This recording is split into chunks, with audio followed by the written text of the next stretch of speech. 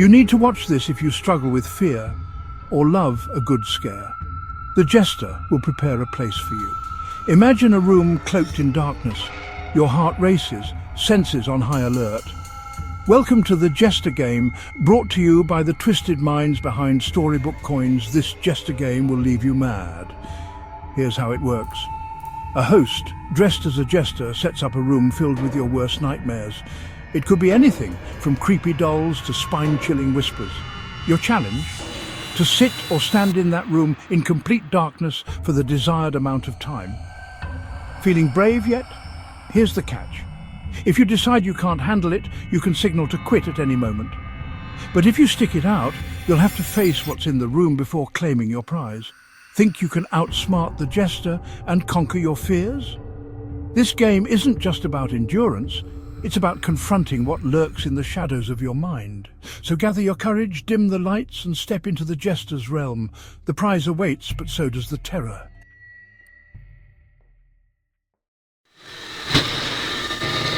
That's really sweet. And all of this. This is Storybook Radio. The first time it happens, no one calls it strange. They call it what they always call it: bad choices, bad kids, bad circumstances stacking on top of each other until something finally gives way. It fits a pattern people already understand, which makes it easier to accept without asking anything deeper. But the boy remembers it differently. Marcus is halfway down the block when the thought arrives, quiet and certain, as if it has been waiting for him. Take back what's yours. He slows, his eyes drifting to the jewelry store across the street.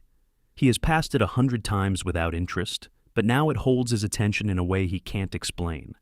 The street around him remains ordinary, people talking, a cart rattling past. Yet something inside him tightens, narrowing his focus. Take it. He tries to shake it off, but the feeling deepens, joined by a colder repetition that doesn't feel like his own. Steal, steal, steal. The front door is locked, but his gaze has already shifted toward the alley. He crosses without thinking, drawn forward by a pressure that makes hesitation feel temporary. For a brief moment, standing beneath the cracked window, clarity returns.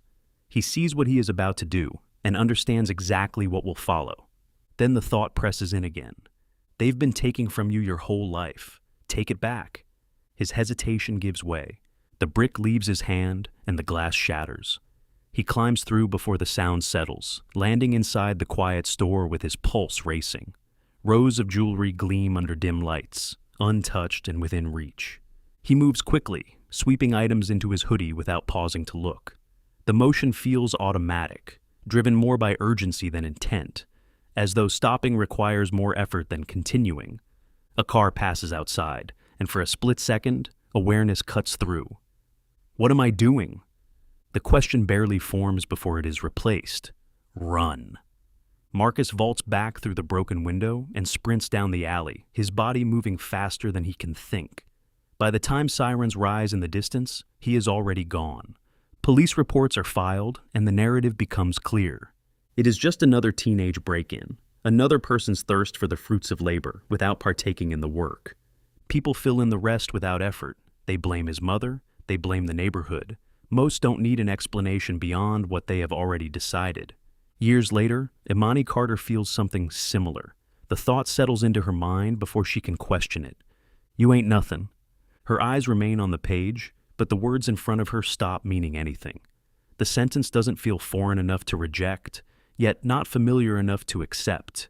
It lingers in that space where doubt begins to feel natural. At 27, Imani has learned how to carry pressure without letting it show.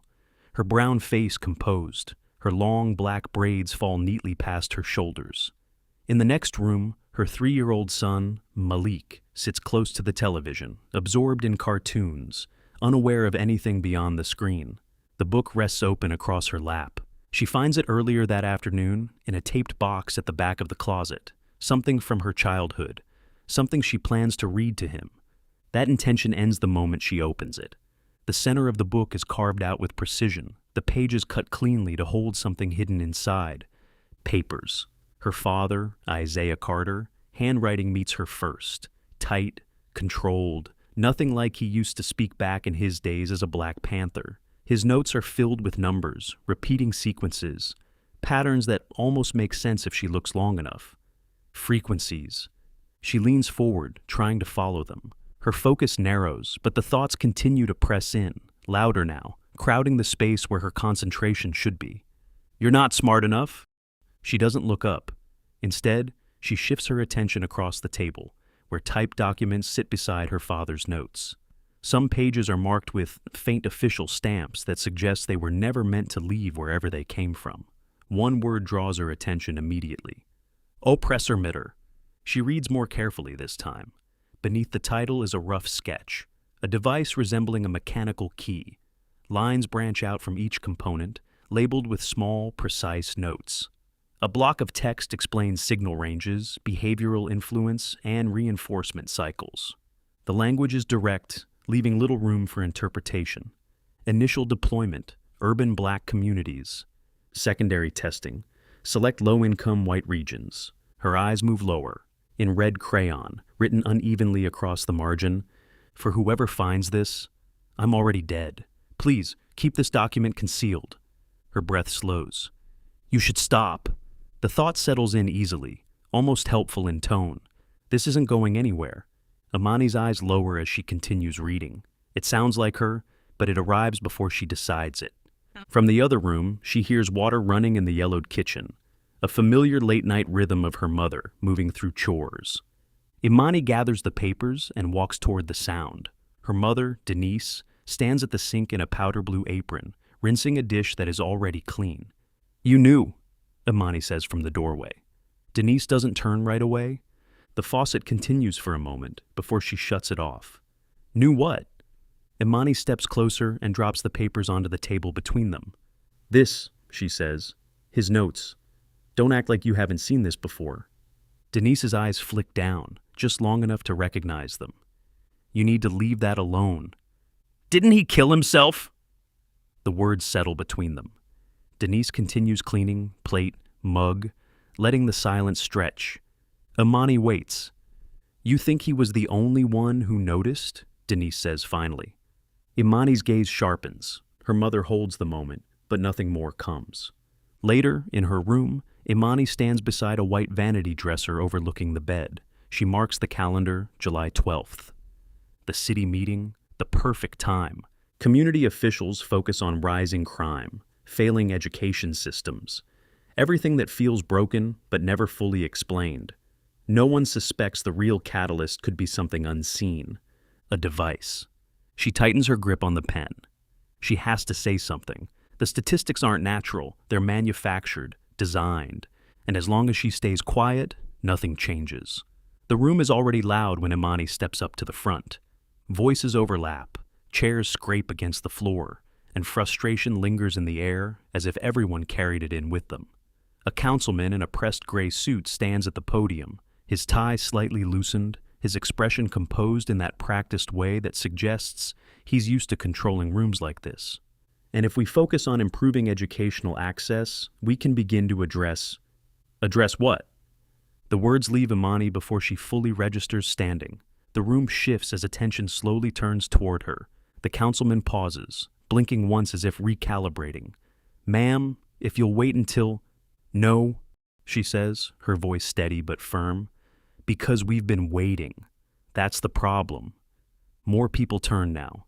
A heavy-set man in a work jacket leans back in his chair with a quiet scoff, while a woman with neatly pressed curls near the aisle folds her arms, already skeptical. Others sit stiffly, watching without committing. Imani steps forward, the paper in her hand trembling just enough for her to notice. "You keep talking about education, crime, accountability," she says, "like this is something we're just failing at, like it's a pattern we created." She scans the room, catching fragments of attention, tired eyes, guarded expressions, faces worn down by the same conversations repeating year after year. "I'm telling you it's not." A man in the second row, thin with a patchy beard, exhales loudly and looks away. Someone else shakes their head. The councilman straightens, already preparing to move past her. "Ma'am, there's something influencing behavior," she continues, raising her voice to hold the moment. something that pushes thought, reinforces it, makes it feel like it's yours when it's not. The reaction builds in layers, first confusion, then quiet dismissal, then the kind of discomfort that turns into whispers. A woman near the aisle lets out a short laugh, adjusting the strap of her purse. Beside her, a younger man in a faded hoodie leans in, whispering something under his breath as his eyes flick between Imani and the exit. Imani feels it happening, not just around her, but inside her. "You sound crazy." The thought arrives at the exact moment the room begins to pull away from her. Her grip tightens, but she doesn't stop. "There's a device," she says, lifting the paper. "It's called the oppressor meter. It sends signals, frequencies, that influence behavior. It was tested in communities like this one. That's not a theory. That's documented." "All right, that's enough." The councilman steps forward, his jaw tightening slightly now. "You're making serious claims without—" "I have proof." Her voice cuts through his. For a moment, the room stills. Then it slips. A man halfway in the back, broad shoulders, arms crossed tight across his chest, stands just enough to be seen. "Man, what are we even doing right now?" "That's what I'm saying," someone else mutters. "She's talking about devices controlling people now?" The attention fades gradually, like interest draining from the room as people settle back into what they already believe. Imani scans the faces in front of her, searching for something that reflects understanding. Most of them are already gone, eyes turning away, arms folding, expressions closing. The councilman exhales and shakes his head. "We're going to move forward with the agenda." Just like that, as if she hadn't spoken at all. "You shouldn't have said anything." The thought settles in, quieter now, but more certain. Imani lowers the paper slowly, her chest tightening as the room resumes around her. Conversations pick back up. Chairs shift. The moment closes without resistance, which somehow makes it worse. She turns and walks out. The hallway feels different, quieter, steadier. The door swings shut behind her. "You're not wrong." Imani turns. Elias Reed leans lightly against the wall, tall and lean, his sleeves rolled to his forearms, his expression focused in a way that doesn't match the room she just left. His eyes stay on her, steady and observant, as if he's been studying everything she said instead of dismissing it. He steps forward, leaving space between them. "They just don't see it yet," he says. Imani studies him carefully. "If it repeats, we can track it," he continues. She doesn't respond. "And if we can track it, we can translate it." That makes her pause. "Translate it into what?" she asks. "Something visible," Elias says. "Something they can't ignore." The idea settles into place. Imani holds his gaze for a moment, then nods. "Tomorrow." They meet the next evening in Elias's apartment. It isn't much, just a small second-floor unit with dim lighting and a desk crowded with equipment that looks half-assembled and constantly in use. Wires stretch across the surface, connecting a radio receiver, an old oscilloscope, and a laptop that hums quietly as it processes data. Imani steps inside, taking it in. "You built all this?" she asks. Elias pulls out a chair. "Modified it. Most of it was scrap or surplus." Her eyes linger on the oscilloscope, where a thin green line moves steadily across the screen. "Where did you learn this?" "I didn't. Not officially." The answer sits with her, but she doesn't press. "What are we looking for?" she asks. Elias gestures toward the table. "Patterns, repetition, anything that doesn't belong." Imani sets her father's papers down carefully, smoothing them out. The sketch of the oppressor meter sits between them, its rough lines and labeled components beginning to feel less theoretical and more like a set of instructions. Elias leans in, pointing to a cluster of lines branching from the base of the drawing. "These aren't just components," he says. "They're outputs." "Outputs to what?" Instead of answering, he adjusts a dial on the receiver. The room fills with a low, shifting static. It starts soft, then builds, layered with interruptions that almost resemble structure. Imani feels it before she understands it. Not in the sound itself, but in the way her focus begins to tighten, as if something is trying to guide it. Elias watches the screen. "Listen," he says. "I am." He glances at her. "Not like that?" He adjusts the frequency again. The static sharpens, and beneath it something begins to emerge. Not quite words, but patterns repeating with too much consistency to be accidental. Imani leans closer.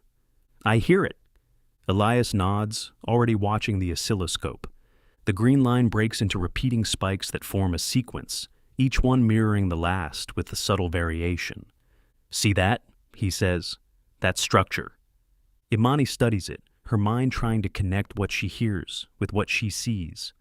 It's organized, she says slowly. Exactly. Elias turns to the laptop and types quickly, feeding the signal into a program that begins converting the waveform into visual data. Lines appear first, then shapes, then fragments that almost resemble language but haven't fully resolved. Imani watches the screen flicker as the system struggles to interpret it. The shapes begin to stabilize, forming something intentional, something built with direction rather than randomness. Her chest tightens slightly. Can you convert it? She asks. I'm trying. The program processes, hesitates, then continues, as if pushing through resistance. Imani leans back, her hand resting against the table. You should leave. The thought slips in quietly, and Imani's eyes flick toward Elias to see if he reacts, but he doesn't, which tells her he didn't hear it. She turns back to the screen as the shapes begin to sharpen, letters forming gradually, unclear at first, then resolving as the system refines the signal. Elias slows his typing, his focus narrowing. Wait, he says. They both lean in, watching as the text stabilizes enough to read. Imani feels it before she fully understands it, a recognition that settles deeper than it should, carrying a familiarity she can't explain. Because what's forming in front of them isn't just a signal, it's a thought. And when it finally becomes clear, it reads, You ain't nothing. They move deeper into the alley behind the theater, the signal holding steady now, stronger than anything they've tracked so far. Imani's attention shifts ahead. Movement. Two figures huddle near a rusted dumpster, partially hidden in the shadows. As her eyes adjust, the details sharpen. A high school girl in a wrinkled class shirt and uniform skirt, her posture tense, and beside her, a middle-aged man with a thick mustache and a slightly unkempt mid-length afro, his worn jacket hanging loosely off his frame as he leans in too close, speaking low. Something about the moment feels off, not just wrong, scripted. The device in Elias's hand flickers. The signal spikes. Elias looks down at the screen. The program begins to resolve the waveform again, faster this time, as if the signal is stronger here, closer to its source. The text stabilizes in fragments before locking into something readable. Drank it, do it now. Imani leans in, her eyes narrowing. That's what they're getting, she says. Elias nods, his expression tightening. Short commands, repetitive, enough to push behavior without making it obvious. Imani's gaze shifts from the screen back to the two figures. The girl glances up first, her expression snapping from distraction to alarm. The man follows her gaze, his face tightening as he straightens. For a brief second, all of them freeze. Then the man grabs the girl's arm. They turn and run. As he pivots, a brown paper bag slips from his grip, hitting the pavement and shattering on impact. The sharp crack cuts through the alley as liquor spills across the concrete, the smell rising immediately. Hey, stop! Elias shouts, already moving forward. The signal drops out just as quickly as it appeared. Elias looks down at the device, adjusting the dial, but the screen only flickers before flattening into static. It's gone, he says. Imani's eyes move from the screen to the ground, scanning the area where the two figures had been. A manhole cover sits nearby, worn and slightly offset, while the dumpster beside it casts a long shadow across the alley. But this is one of the areas, she says. It has to be. Elias nods, though his attention has already shifted. Yeah, he says, but if they designed this right, they wouldn't put it somewhere that obvious. Imani follows his gaze upward. The brick wall rises above them, old and weathered, its surface layered with years of repairs and neglect. The signal locked in before it dropped, Elias continues. That means whatever's transmitting isn't moving. Stationary, she says, and probably elevated. They move toward the dumpster without another word. Imani climbs first, gripping the edge and pulling herself up as the metal shifts slightly beneath her weight before settling. Elias follows, landing beside her as they take in the alley from a higher angle. From up here, the space feels compressed, the walls closer, the shadows deeper, as if the alley was never meant to be seen from this perspective. They lean toward the brick surface, scanning it carefully. Imani presses her hand against the wall, moving slowly across the surface, feeling for anything that breaks the pattern. The bricks are rough beneath her fingers, cool and solid, each one set firmly in place with no sign of disturbance. Elias studies the wall from a step back, his eyes tracking lines, edges, inconsistencies that might not be obvious at first glance. "There's nothing mounted," he says. "No seams, no external hardware." Imani keeps searching, tightening as she moves her hand across another section of brick, then another. Everything feels too uniform. Elias exhales, shaking his head. If it's here, they didn't leave it exposed. Imani locks on the wall, her mind working through what she knows. How intentional everything else has been. How precise the signal felt. Because if the system is built to stay hidden, it wouldn't sit on the surface. Behind them, tires roll slowly over pavement. The sound is subtle, out of place in a part of the neighborhood that rarely sees steady movement this late. Elias hears it first. "Don't turn yet," he mutters under his breath. But it's already too late. A white Cutlass creeps into the mouth of the alley, its engine low, headlights dimmed. Inside, two white men sit in the front seats, both wearing dark shades despite the hour. The car eases to a stop. Then, at the same time, both men turn their heads. Their attention locks onto Imani and Elias, as if they already knew where to look. No one speaks as the engine idles. Elias shifts slightly. "Let's go." They don't wait. Imani drops down from the dumpster first, landing hard but steady. Elias right behind her, as they move quickly down the alley, not running, but not slow enough to be casual either. The Cutlass doesn't follow immediately. That's what makes it worse. They reach the car and get in quickly, the urgency carrying through every movement as Elias starts the engine and pulls away without looking back. For a few seconds, neither of them speaks. The only sound is the low hum of the engine and the faint rattle of loose parts in the console. Then, the device flickers. The signal surges back to life, stronger than before, sharp enough to pull both of their attention toward it at the same time. Imani leans toward the screen. "It's back!" Elias eases off the gas, scanning the road through the rearview mirror before pulling to the side. "Give it a second," he says. "Let's see if they followed." They sit there, listening. The street behind them stays quiet. No headlights, no approaching engine, nothing that suggests they were tracked. Elias exhales slightly, just enough to release the tension building in his chest. The program begins translating. This time, the text forms faster, more precise, as if the signal is pushing harder to be understood. "Stop while you can." The phrase appears clearly, then repeats. "Stop while you can." Imani's eyes shift toward Elias. He's already staring at the screen, his expression tightening in a way that tells her everything she needs to know.